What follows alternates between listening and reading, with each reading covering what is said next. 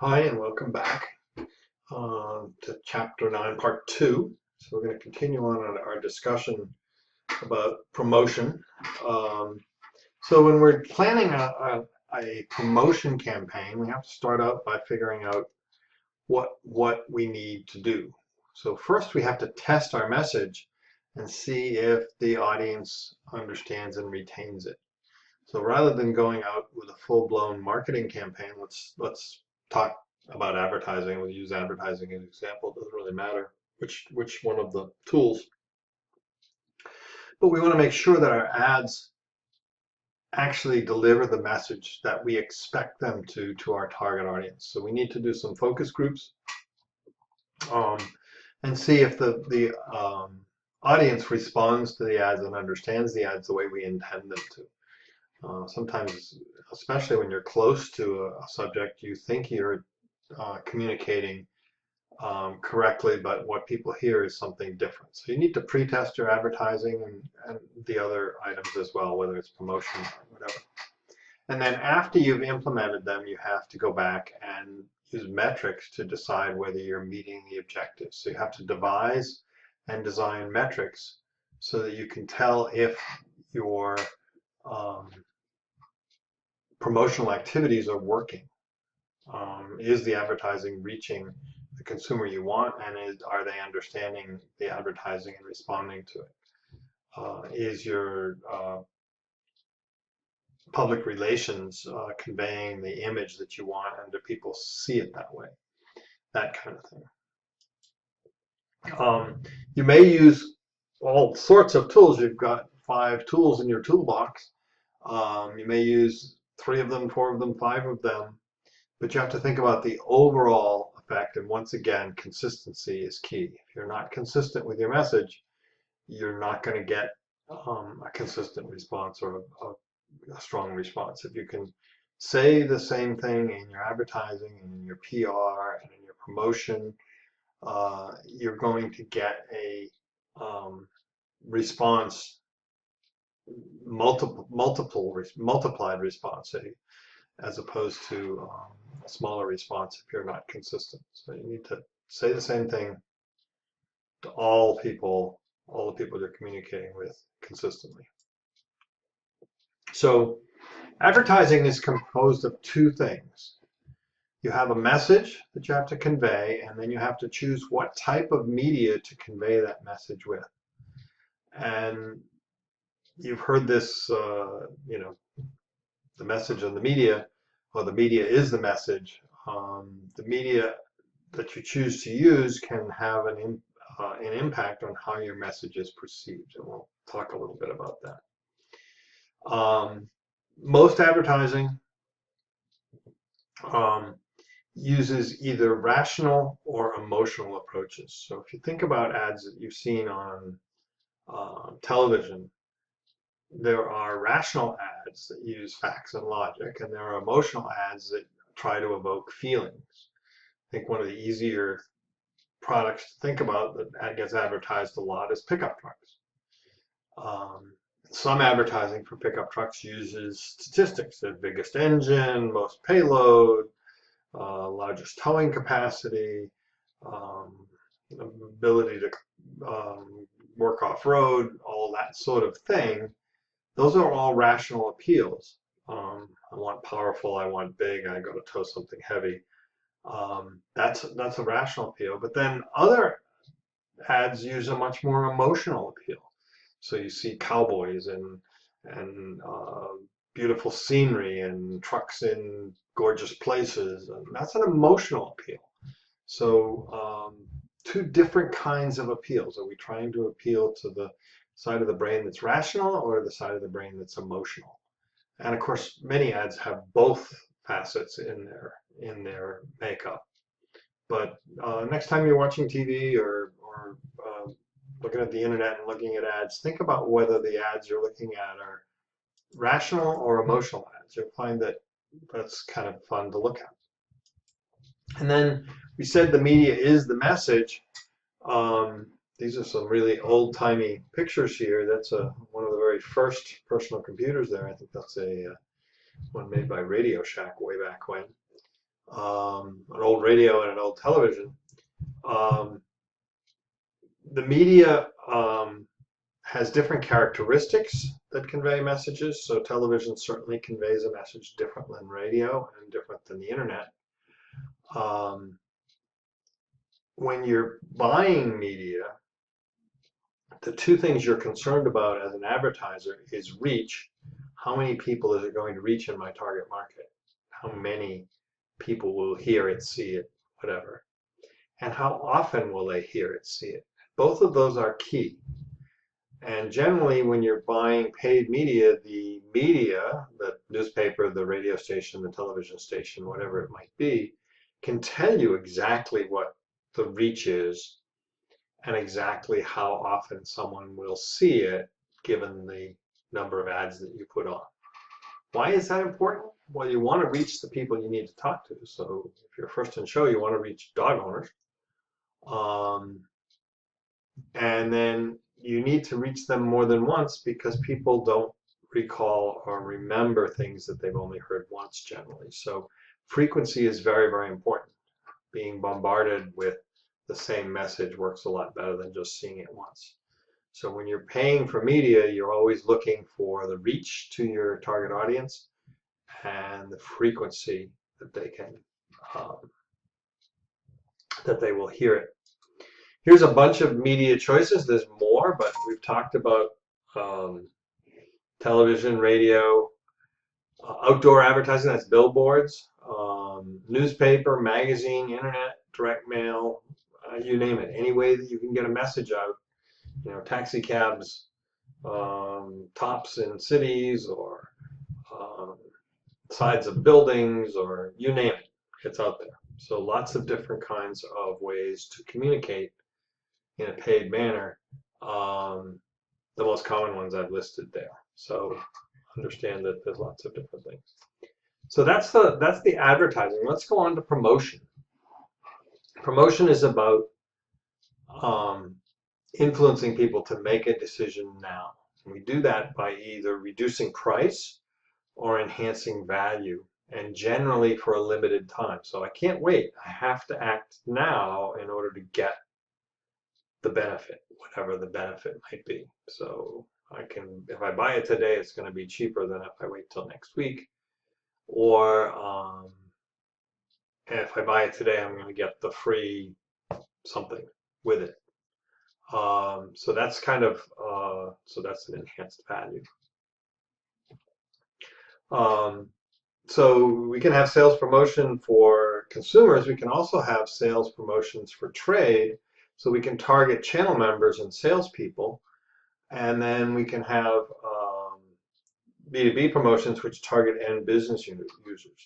Let's talk a little bit about trade promotions. When I was marketing my mountaineering gear, the primary actor for me was the salesperson on the retail floor. Now, I could sell my product to the retailer, the specialty retailer, and they would stock it and put it on the floor. But how did I make that sell off the floor? It was to get the salesperson who was there talking to the consumer to talk about my product rather than somebody else's, to recommend my product, to have information about my product. So how do I go about doing that? Well, there's a couple of different ways you could do it. You could have a sales promotion for salespeople, trade promotion for salespeople, that the first person who sells 5 of this product, this mountaineering boot, gets a free pair themselves, or gets a trip to some famous climbing place, or whatever. So you can do a promotion targeted at the salespeople. So this goes around the management of the retail operation directly to the person interacting with the consumer. That's positive. That's a way to promote to your channel members and directly to their salespeople. So there are obviously other ways to do it, and you're all familiar with some sales promotions for consumers. Things like sampling. If you've been to the grocery store and there's somebody there with some new product and lets you try it, that's a consumer promotion. You try it, you like it, they have it right there, and they probably have a special deal on it today only. Coupons are another fairly standard consumer promotion. We're all familiar with rebates. Um, Rebates make things seem cheaper. So buy it today and you'll get $100 rebate in the mail if you follow all the rules. Um, Refunds for doing this, that, and the other thing. Premiums, buy this and you get something with it. Buy a pair of boots and get 2 free pair of socks. Something like that. That's a premium. Sweepstakes, we're familiar with McDonald's sweepstakes when they do the Monopoly thing every year. That's a sweepstake promotion.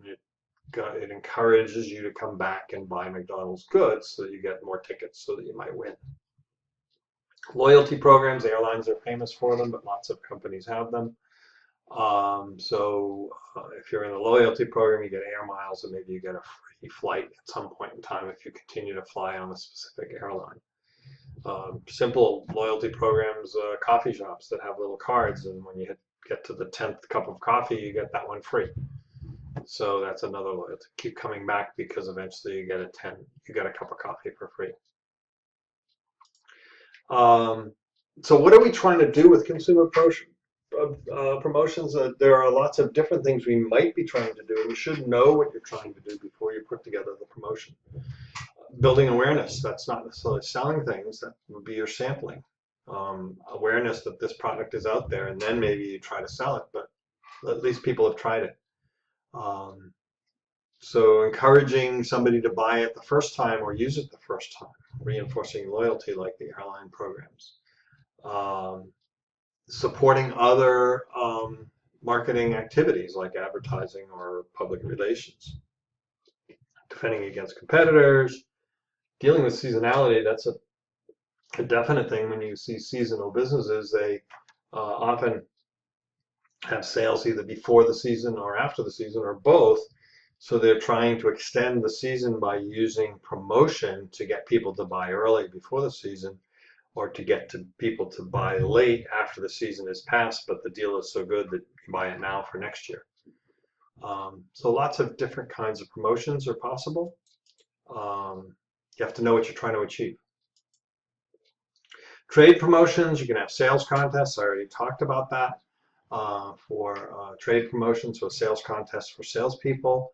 You can provide training and support, so you train your channel partners in your product so they know your product better than everybody else's, so that it's the one they're going to feel most comfortable recommending.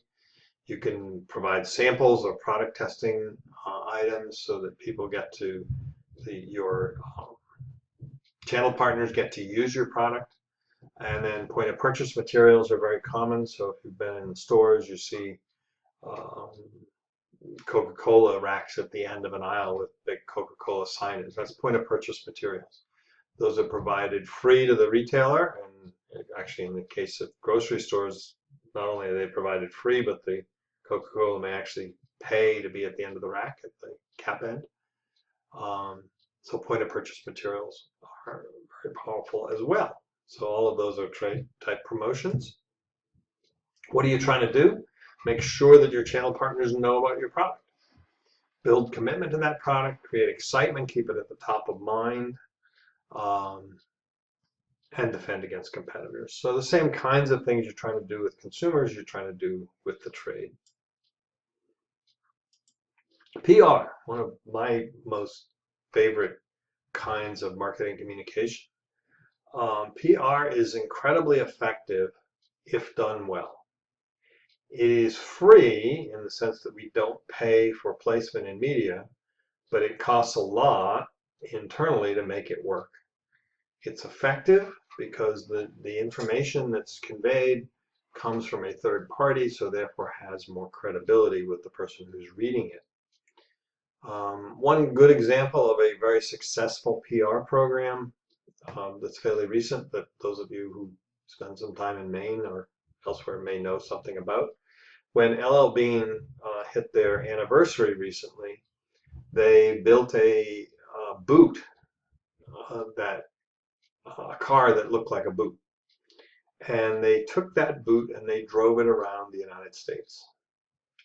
The cost of that PR was quite small, cost of a car and some fiberglass to make it look like a boot, and a couple of folks to drive it around. But every time that truck looking like a boot went into a new small town anywhere in the United States, their PR, the LL Bean's PR department had already provided the local media with a schedule that it was coming, and they had also probably provided them with some copy about LL Bean and their great service record and how well their boots worked and their guarantees and all of the wonderful things that they wanted to convey about LL Bean. And because it was a unique thing, television stations would film it coming into town.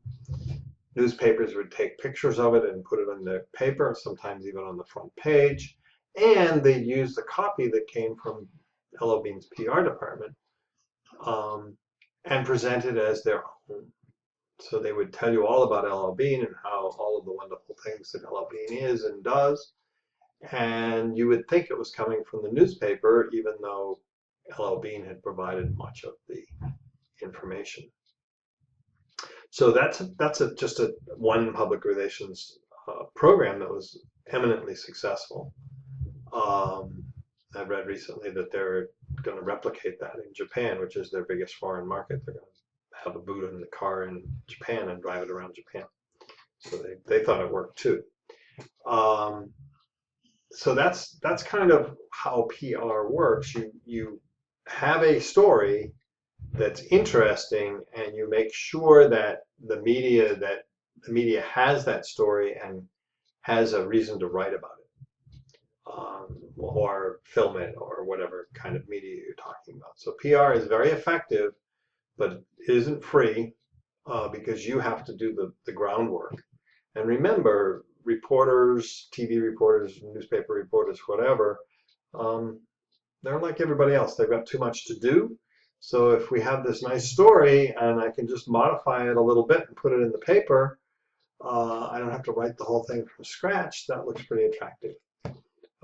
So you'll see that you can get your message out there and control the message a little bit if you do it right and you do it well.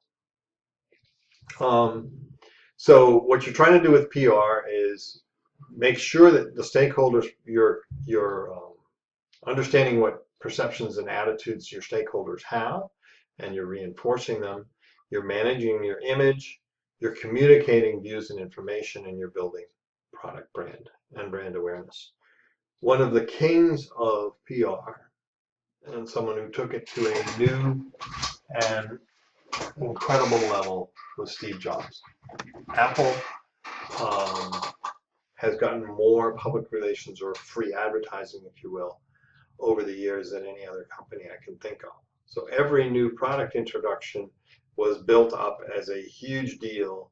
It was presented on a stage with lots of people watching, and every one of those things ended up in television, every kind of media you can imagine, including the covers of magazines like Business Week and Time, and in every newspaper and in every television program and on the internet. So Apple didn't have to advertise their newest product. They had built the communication tool using PR, and everybody read and understood everything about the product before it even happened. Tesla has taken that and, if anything, refined it. So they're doing pretty much the same thing. They're making enough hype that people cover it, and therefore they get the information out without having to buy ads. So very, very powerful. It's a useful tool, and pretty good guerrilla marketing too. I never had big advertising budgets, but I used PR a lot because it was extremely effective and usually less expensive than paying for space with advertising. So your overall IMC strategy, integrated marketing communication strategy, is you've got to figure out who your target is. You have to establish your budget. You have to figure out what the issues are that you have to deal with. You have to choose the right tools to get your message to your target audience, and then you have to look at pre and post implementation. So that wraps up chapter 9. Thanks for listening. Do the questions at the end of this chapter, and we'll tackle chapter 10 next week. Thank you very much.